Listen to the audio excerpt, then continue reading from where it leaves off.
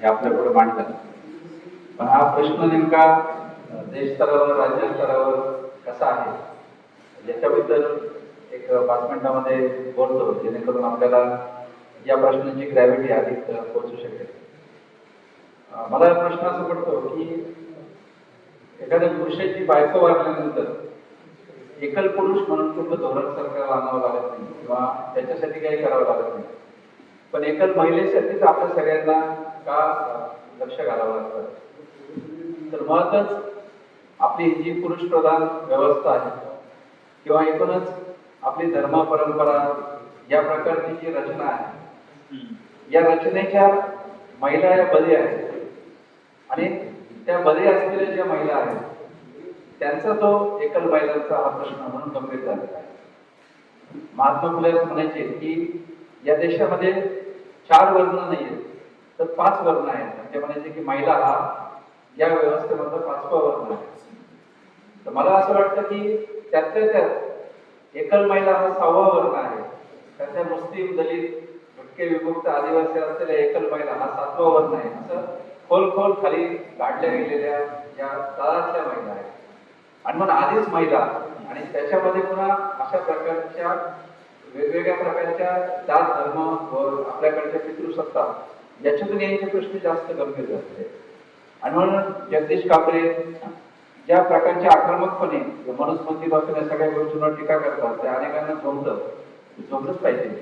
पण त्या लेखनातून या पुरुषसत्ता धर्मव्यवस्थेनं ज्या प्रकारचं स्त्रियांना कमी लेखलंय त्याच्यामधून या प्रश्नांचं गांभीर्य निर्माण झालेलं आहे. हा मुद्दा आपण लक्षात घेतला पाहिजे. आणि म्हणून हा फक्त या महिलांच्या यांना पेन्शन वाढवून देणं किंवा एखादी योजना देणं इथपर्यंत मुद्दामावर जोडलेला नाहीये. तर एकूणच आपला धार्मिक जो दृष्टिकोन आहे, आपला परंपरेचा जो दृष्टिकोन आहे, याच्यापासून या महिलांची कशी सुटका करता येईल असं दुहेरी एक काम करावं लागतं. आपल्याकडे जे वेगवेगळ्या प्रकारची पुराण आहेत किंवा वेगवेगळ्या प्रकारचे धार्मिक ग्रंथ आहेत, एका ग्रंथामध्ये असं होते की महिलांचं केशवापन का करायचं, तर जितके केस त्या महिलेच्या डोक्यावर आहेत तितके वर्ष तिच्या गौरव नरकात चढत पडेल आणि म्हणून तिची केस कापले पाहिजे, म्हणजे मग त्याची त्या नरकातून लवकर सुटका होईल. किंवा अनेक देशामध्ये पुरुषाच्या कबरीमध्ये जिवंत महिलांना पुरण्याची पद्धत होती. चीन सारख्या देशामध्ये ती कबरीमध्ये जागा करायची आणि नवरा बाजूला की बायकोला त्याच्यामध्ये पुरायची. आपल्याकडची सती प्रथा जी आहे, सती प्रथा त्याच्याशी जोडलेली आहे. आणि म्हणून थोडक्यात पुरुषाशिवाय स्त्रीचं अस्तित्व नाही. आणि एकदा पुरुष गेला की मग त्या स्त्रीच्या तिला इस्टेटीसाठी आमच्याकडे थांबू नये आणि म्हणून तिला आपण धार्मिक दृष्ट्या उदात्तीकरण करून तिलाही संपून टाकायचं, अशा प्रकारची ही व्यवस्था होती. आणि मग मध्ययुगीन काळामध्ये ज्या जवाहर सारख्या प्रथा निर्माण झाल्या की राजा वारल्यानंतर बाईने स्वतः संपून टाकायचं, तर सगळ्याचा जर आपण एक रसावी काढला सगळ्या जाती धर्मांचा, तर तो या प्रकारचा आहे की स्त्रीचं अस्तित्व हे पुरुषाशिवाय वेगळं असू शकत नाही आणि तिचं उदात्तीकरण करून ते केलं. आणि म्हणून महात्मा फुलेंनी जो प्रश्न विचारला की या देशामध्ये सती गेली, सता का गेला नाही, एकाही पुरुषाला जाळून का घ्यावं असं वाटतं नाही. आणि म्हणून बायको वारल्यानंतर पुरुष तिच्या नावाने ताजमहाल उभारेल पण ते जाळून घेणार नाही. आणि म्हणून तो त्याच्या अहंकाराशी त्या सगळ्या गोष्टी जोडत राहतो.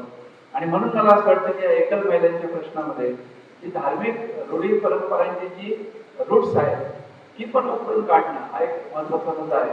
म्हणून प्रतिमाने जे सांगितलं की आम्ही हळदी कुंकाचे कार्यक्रम घेतो की ते कदाचित पुरोगामीवर्गाला आवडणारे नाही, पण ते याच्यासाठी गरजेचे आहेत की ग्रामीण भागामधल्या या ज्या महिला आहेत या महिलांना जिथे इन्फिनिटी कॉम्प्लेक्स येतो त्या त्या ठिकाणी ते काम आपल्याला केलं पाहिजे. म्हणजे साने गुरुजींनी पंढरपूरच्या मंदिरामध्ये दलितांना जावं तर साने गुरुजी काही मंदिर भक्त होते का? पण तुमचा तो समानतेचा अधिकार तुम्हाला मिळाला पाहिजे. डॉक्टर नरेंद्र दाभोळकर काही पुरुषांनी भक्त होते का की ते शनीची हे करायला चालले होते? पण सिंगापूरच्यासाठी त्यांनी आंदोलन केलं. तर धार्मिक क्षेत्रामध्ये समानता हा मुद्दा जो आहे तो वेगळ्या प्रकारचा असतो. आणि म्हणून मला असं वाटतं की या महिलांना सर्व धार्मिक कार्यक्रमांमध्ये सन्मान मिळाला पाहिजे. यासाठी आम्ही सत्यनारायणाची पूजा त्या करत असतो तिच्या बायकांना बसायला सांगतो किंवा त्या प्रकारच्या गोष्टींचा आम्ही आग्रह धरतो. गणपतीमध्ये त्यांच्या हस्ते आरती करतो, देवीमध्ये त्यांच्या हस्ते आरती करतो. तर त्या ज्या परिघात आल्या त्या परिघामध्ये त्या प्रकारचं काम आम्हाला दुर्दैवाने करावं लागतं. आणि दुसरा मुद्दा हा की या महिलांच्यासाठी शासन म्हणून काही धोरणं घ्यावी यासाठी आम्ही सातत्याने पाठपुरावा केला. राज्याच्या 32 जिल्ह्याच्या कलेक्टर आणि सीओना मी भेटलो आणि त्यांना विनंती करून तुम्ही या जिल्ह्यातल्या एकल महिलांचं सर्वेक्षण करा अशी विनंती केली. तर महाराष्ट्रातल्या समाधानाची गोष्ट आहे की 32 जिल्ह्यातल्या एकल महिलांचं सर्वेक्षण आज ग्रामीण भागात पूर्ण झालेलं आहे. म्हणजे या महिला मोजल्याच जात नव्हत्या. म्हणजे आपल्याकडे गुरांची मोजणी होती पण महिलांची मोजणी कधी झाली नव्हती आणि म्हणून आज या महिलांची एकल महिलांची मोजणी झालेली आहे. नगरपालिका महापालिका शहरी क्षेत्रामध्ये मोजणी झाली नव्हती तर नगरपालिका विभागाच्या आम्ही मागे लागलो आणि परवा दिवशी महाराष्ट्राच्या नगर विकास विभागाने सुद्धा संपूर्ण महाराष्ट्राचे पत्र काढले की महाराष्ट्राच्या सगळ्या नगरपंचायत नगरपालिका महापालिकेच्या एकल महिलांची मोजणी होईल. शिक्षण विभागाला आम्ही विनंती केली तर शिक्षण विभागाने महाराष्ट्रातल्या शाळांमध्ये किती मुलं शिकतात एकल महिलांची याची मोजणी केली. 2,23,000 मुलं निघाले. उच्च शिक्षणाची जी एकल महिलांची मुलं आहेत तर त्यांना उच्च शिक्षण चांगलं मिळावं यासाठी आम्ही शिक्षण संचालकांच्या पाठपुरावा केला. त्यांनी स्वतंत्र कुलगुरूंच्या मार्गदर्शनाखाली एक समिती नेमली आणि फक्त एकल महिलांच्या मुलांची नोंदणी सर्व महाविद्यालयांमध्ये कशी करता येईल त्या दृष्टीने ते करतायत. आणि आपल्या मुख्यमंत्र्यांनी तुमच्या अधिवेशनामध्ये या सर्वेक्षणाच्या आधारे महाराष्ट्रामध्ये एकल महिलांचं धोरण आणण्याची घोषणा केली. त्यासाठी एक समिती नेमली. त्या समितीमध्ये मी पण आहे आणि तो ड्राफ्ट पण आता जवळपास पूर्ण होत झालेला आहे. तर महाराष्ट्र हे भारताचं पहिलं राज्य असेल की ज्या राज्यामध्ये एकल महिलांसाठी स्वतंत्र धोरण असेल ज्याच्यामध्ये या महिलांच्या रोजगारापासून तर या महिलांच्या कोर्ट किंवा मालमत्तेच्या हक्कापर्यंत प्रत्येक गोष्टीला स्पर्श केला जाईल. आणि म्हणून मला असं वाटतं की एकल महिलांचा प्रश्न सोडवणं म्हणजे स्त्रियांच्या दासत्वाचे जे काही परिणाम या व्यवस्थेने निर्माण केले त्याला एक प्रकारचा हादरा देणं आहे आणि ते या माध्यमातून होता याची मला समाधान आहे. जाता जाता फक्त आकडेवारी आपल्याकडे मांडतो ही संख्या किती मोठी आहे. तर 2001च्या जनगणनेमध्ये 5,30,00,000 महिला भारतामध्ये होत्या. 39% वाढ झाली आणि 2011च्या जनगणनेमध्ये 7,14,00,000 इतकी प्रचंड संख्या एकल महिलांची संपूर्ण भारतामध्ये 7 कोटी. भारतामध्ये 2011 साली 58 कोटी महिला होत्या.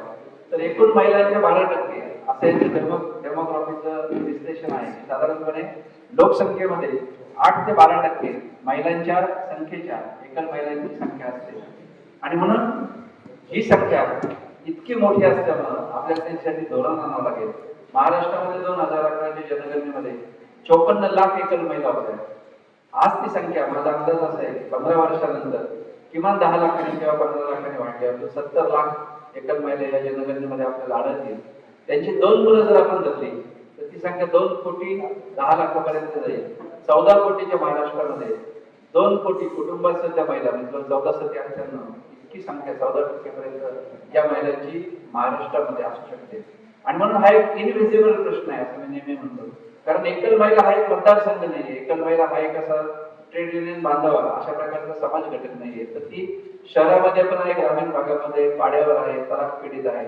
या सर्व प्रकारच्या महिलांमध्ये या महिला पसरलेल्या असल्यामुळे श्रीमंत कुटुंबातील गरीब कुटुंबातील त्यामुळे यांना एका रेषेमध्ये कसं आणायचं, यांना एकत्र बांधायचं कसं आणि त्यांच्या प्रश्नांचा सरासरी विचार करून ते प्रश्न कसा पुढे न्यायचा हा मला मुद्दा वाटतो. म्हणून आमचं जरी किती कौतुक केलं तरी मला असं वाटतं की 200 वर्षाची महाराष्ट्राची जी परंपरा आहे त्या परंपरेवर आम्ही उभे असल्यामुळे हे काम आम्हाला सोपं जात आहे. महात्मा फुले असतील, पंडिता रमाबाई असतील, त्र्यंबकेश्वर कर्वे असतील, लोकहितवादी असतील, या सगळ्यांनी या महाराष्ट्रामध्ये या प्रकारचे जे काम केलं त्यांच्या खांद्यावर आम्ही उभे आहोत. आणि म्हणून ते काम पुढे नेण्यासाठी अशा प्रकारच्या सामाजिक संघटनांनी त्याला प्रोत्साहन देणं हे खूप महत्वाची गोष्ट आहे. आणि मला पुरस्कार देण्यापेक्षा प्रतिमाला पुरस्कार देणं हे मला जास्त महत्वाचं वाटतं की त्या अर्थाने पुढे नेणं ही खूप मला महत्वाची गोष्ट वाटते. म्हणून या धोरणानंतर महाराष्ट्रातील सर्व सामाजिक संघटनांनी जर बळ दिलं तर महाराष्ट्रामध्ये एक आदर्श अंमलबजावणी म्हणून भारतात त्याचा अनावर मिळेल असा मला विश्वास वाटतो. पुन्हा एकदा जगदीश कावळे, आमदार मित्र कुमार या सगळ्यांचं या पुरस्कार देण्याबद्दल या संयोजन समितीचे मी ऋण व्यक्त करतो. मला फक्त जाताना एक मुद्दा सांगावासा वाटतो की एकल महिलांचा प्रश्न हा सुट्टा करून तुम्हाला बघता येणार नाही. म्हणजे तुम्हाला बालविवाहाच्या प्रश्नावर काम करावं लागेल, तुम्हाला दारूच्या प्रश्नावर काम करावं लागेल आणि तुम्हाला शिक्षणाच्या प्रश्नावर काम करावं लागेल. कारण एकल महिलांची जी काही आजची विधारक स्थिती आहे ती बालविवाहामुळे झालेली आहे. दारूमुळे प्रचंड आज मोठ्या प्रमाणावर एकल महिलांची संख्या वाढते. म्हणजे आमच्या ऑफिसमध्ये आम्ही मध्यंतरी आकडेवारी काढली होती तर 500 महिलांपैकी 180 महिला फक्त दारूने विधवा झाल्या. तर दारूचा प्रश्न जो आहे ग्रामीण भागातला हा भीषण आहे. आणि मुलींच्या शिक्षणासाठी जर ग्रॅज्युएट झाल्याशिवाय लग्नच आम्ही करणार नाही अशा पद्धतीची जर आपण मांडणी ग्रामीण भागामध्ये मोठ्या प्रमाणात केली, शहरी भागामध्ये केली आणि ग्रॅज्युएट होऊन जर मुली स्वतःच्या पायावर उभ्या राहिल्या तर त्यांचा एकल होण्यामध्ये फक्त भावनिक दुःख असेल. IT मधल्या एखाद्या मुलीचा नवरा वारला तर ती काही दिवस दुःखी राहील, भावनिक दृष्ट्या कदाचित तिला आयुष्यभर दुःख राहील, पण भौतिक दृष्ट्या तिचे प्रश्न सुटलेले असतील. आणि म्हणून मला असं वाटतं की किमान भौतिक दृष्ट्या तरी या महिलांची जर आपल्याला सुटकायची करायची असेल तर मुलींच्या शिक्षणावर आपल्याला लक्ष द्यावं लागेल, बालविवाह थांबावं लागतील आणि स्त्री दासत्वाच्या ज्या ज्या गोष्टी त्याच्याबद्दल बोलत राहिलं तर त्याचा परिणाम म्हणजे एकल महिला हे कारण नाही, एकल महिला हे लक्षण आहे, आजाराचं लक्षण आहे त्या अर्थाने स्त्रियांच्या प्रश्नाचं. आणि म्हणून त्या लक्षणावर काम करताना आपल्याला आजारावर पण काम करावं लागेल. इतक्या व्यापकपणे या प्रश्नाकडे आपण बघूया. धन्यवाद.